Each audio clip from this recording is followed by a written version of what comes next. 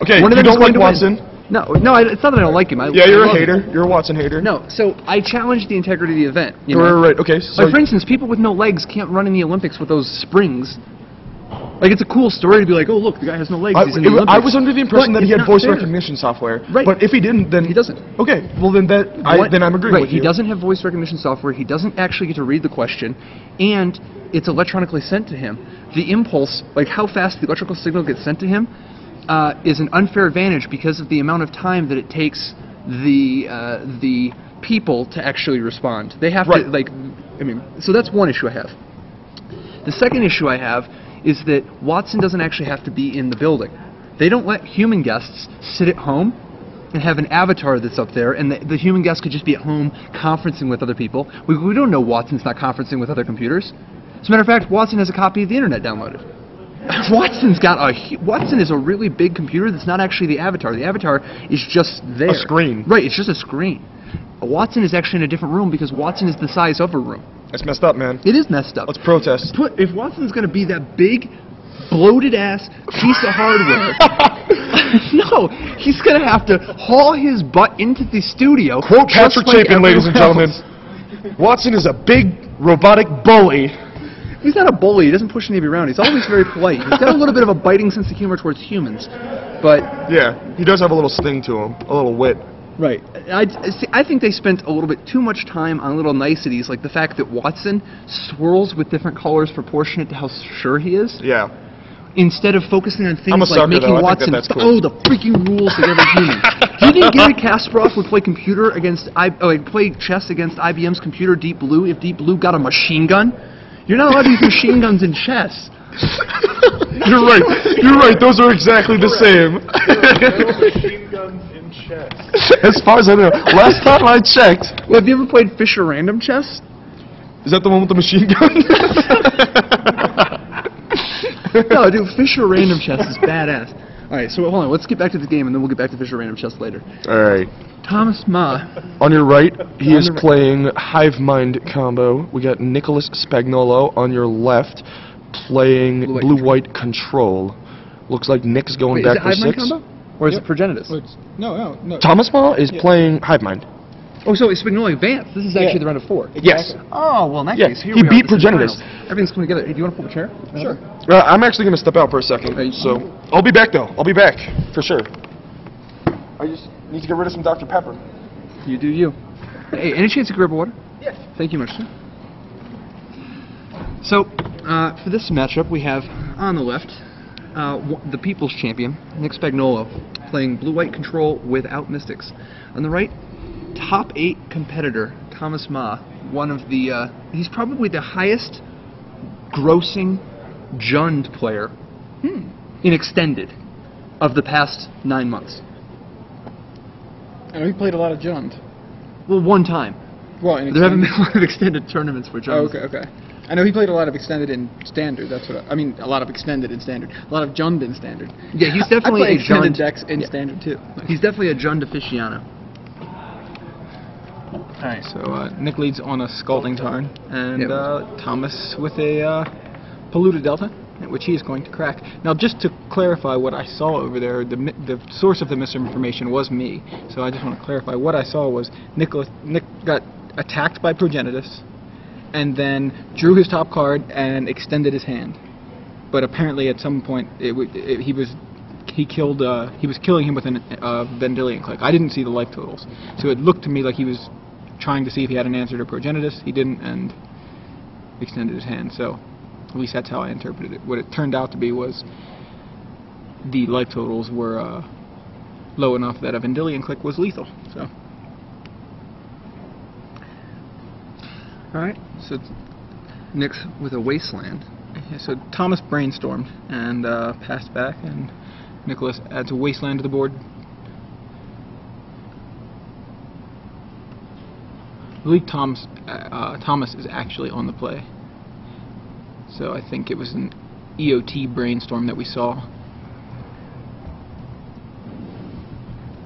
So, Ancestral Vision suspended by Nick off of a Tundra.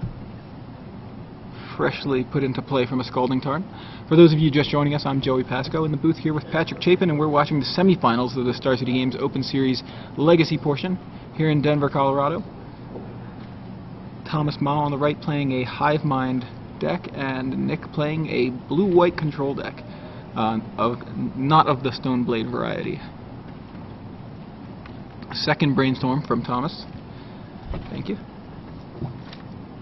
For those of you who are not just joining us, who've been around since we were discussing Watson, if you are one of the people who is saying that Watson had voice recognition software, you're wrong. Use Google. How could you possibly try to call me out on this without Googling it first? Alright, so Thomas Ma, continuing to just manipulate. Yep, this is a very, very classic situation of the combo deck being the aggressor. He's got to try to force through. Yeah, so he discarded Emrakul at the end of turn and shuffled just not his, having another land to play. Yeah, shuffled his Brainstorms back into his library along with that Polluted Delta.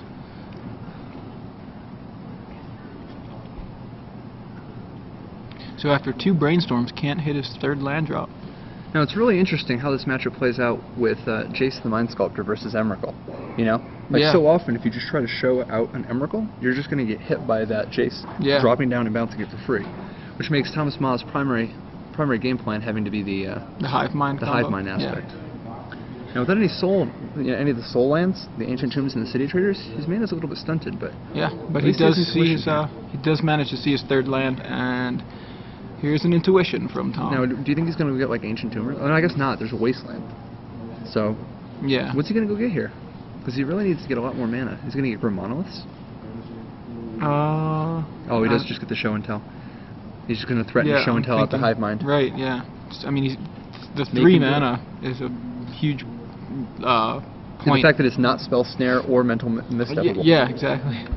So, meantime, Wasteland takes out that Volcanic Island, which is very relevant here because if Thomas does not have a 3rd land drop, that Show and Tell is, a dead card until he sees that land. But he's got a Brainstorm.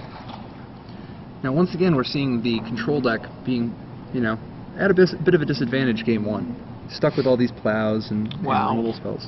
So he Brainstorms into Red Pact, Emrakul, Ponder. Still not a 3rd land. Ponder's not terrible because he can play that and shuffle again, but he is not. He's having a lot of trouble getting land. Is he keeping the Emrakul? He is. I guess. Is he going to actually try to show out an Emrakul? It looks like that may be what he's doing. That's not going to work. As you said, it seems like a bad line of play, but he's definitely keeping it there, and he draws a City of Traders off of the Ponder. So now he's got 8 cards. Is he just keeping the Emrakul so that he can discard it? Maybe. Oh my gosh, he's going to play it. No. If Nick has a Wasteland here, he could actually buy himself some time. It does look like Nick is loaded up pretty well on counter magic. But he just discards the plow. Nick himself has no land. Well, Nick on just 1 mana. At this point, pretty much all Nick has is a Force of Will in hand and a Vision's going off next turn. Does he have a Jace in hand? He does. So if the Show and Tell plan... He's still going to fight over it. Put a token, show a strength. Yeah, so force... Make him... This is actually sort of a sign of weakness. The fact that he's fighting over it makes it seem like he's weak to try to lure Thomas into playing the Emrakul. But he has the Hive Mind. Oh. And this is going to be the game. Yeah, there's nothing he can do. Packs in his cards. So, Thomas Ma takes game 1 after all that digging for land, but Nick kind of mana screwed too, so... Yeah. And Nick does have a lot of dead cards game 1, So game 2 though, he has access to Surgical Extraction, which is kind of a weird one because it doesn't straight up actually beat the combo at all. Right. But if you can somehow slow him down initially, I mean, like Surgical Extraction can be very effective against Intuition. Right. Like that in that example, Intuition for 3 Show and Tell. All right, take 1 and I'll extract, Surgical Extraction, and take it right back out of your hand. Right, and it's not like any one combo piece is actually vital to Thomas Ma's plan. However, it's possibly Extraction might just be good enough. The first thing we're definitely going to see is some Vendilion clicks. It can help disrupt the combo. Like sometimes, if Thomas Ma goes cast Show and Tell, you just respond by casting Vendilion Click, and then take whatever card they were going to show. Right. Misdirection. It's unclear if he's going to bring this in. He might do it just as another form of counter magic. The Stifle. Stifle, he's probably going to play the Stifle just because it's a live card and he needs to bring cards in. He doesn't exactly have a ton of good cards. Yeah. The Meddling Mage is, I mean, that's definitely good. Oh, yeah, At absolutely. least it's productive, and a little bit of pressure is definitely what he needs. And then finally, I'm not so sure he's going to play Crucible Worlds. I don't think he really has that kind of time. You know? Right, yeah, it seems too grindy. He already has one in his deck anyway, and there's too many situations where Thomas Ma just puts a single island in play, and then just drops an Ancient Tomb and wins. Yeah. So I don't think that Crucible is even the right thing. He's probably going to take the Crucible out of the deck, the one that he has. So we're definitely going to see Dismember gone. We're going to see all 4 plows gone. And we'll probably see Wrath stay. Maybe he has a one-off, but he doesn't really have anything else, and at least it kills Emrakul. He might cut it, though. Because, I mean, he might just be relying on the Jace to do that. Yeah. The main thing is he needs to bring in those Vendilion Clicks and Meddling Mage, and probably the Stifle. So Thomas Ma, well, not both, 2. Yeah, sorry. Yeah, so he's keeping 1 Emrakul. Okay. So Thomas Ma boards out 2 Emrakuls, knowing that the Show and Tell Emrakul plan is not particularly good. He still has 1 in his deck, which actually serves kind of a very different purpose here. It's possible he might randomly set up the Show and Tell plan, but more likely it gives him the option to reshuffle, because if some of his pieces get countered and whatnot going long, he can shuffle everything back and keep his trying again. Now Thomas Ma gets to board in Spell Pierce, which is definitely excellent in this scenario. Do you think that there's any chance that he'd play Mindbreak Trap? I was thinking about that, but I just I don't think it's gonna be. It feels like it's not. It's the wrong type of thing. Yeah, it's not really worth it. I mean, sure, he could get into a situation where he can just play it for free, but yeah, and he doesn't really have a ton of cards he wants to board out besides those Emrakuls turning into Spell Pierces. right. I mean, that's what it looks like. If he boarded out 2 Emrakuls and a Ponder, he just brought in Spell Pierce. Well, there's no way he's taking a Ponder.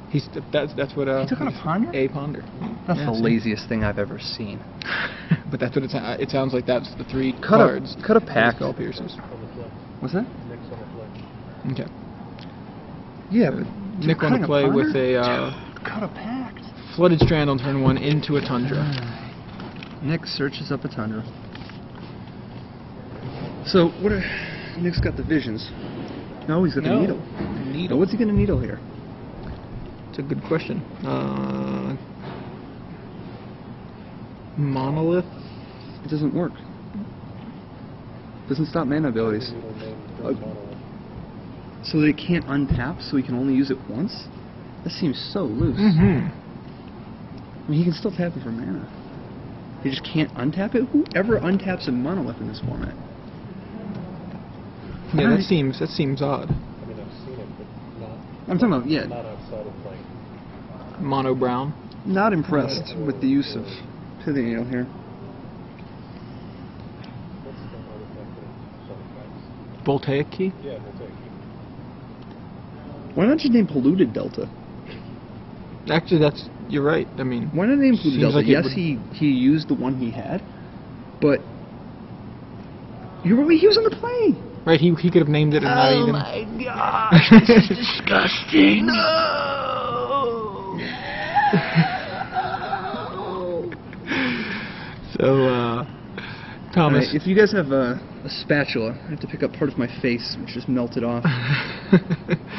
Thomas so far has now pondered and now is going with a brainstorm. Oh, he got a ponder after boarding one out? Yeah. One of his 3 remaining ponders. And there's an Underground Sea. And a brainstorm at the end of turn from Nick.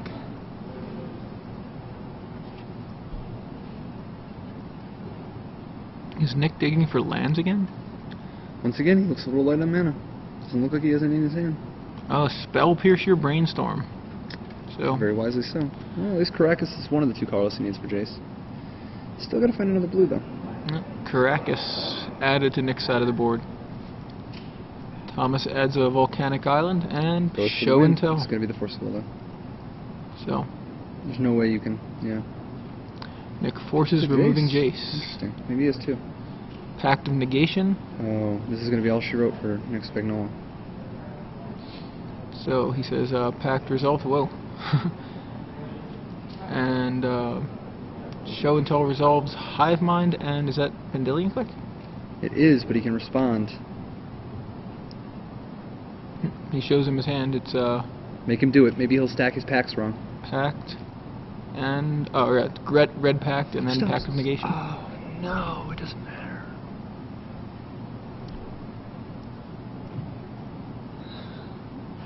Well, congratulations, Nick Spagnolo, on a top 4 appearance. For those of you unfamiliar with the Hive Mind combo, Thomas Ma has just show and tell, putting down a Hive Mind, and then with Hive Mind in play has played Pact of the Titan and Pact of Negation, which causes Nick to have to play copies of those against his will, and believe it or not, Nick cannot actually pay those upkeeps. Neither can Thomas, but Nick's upkeep Yeah, comes but- first. No, that's the thing. That is the thing.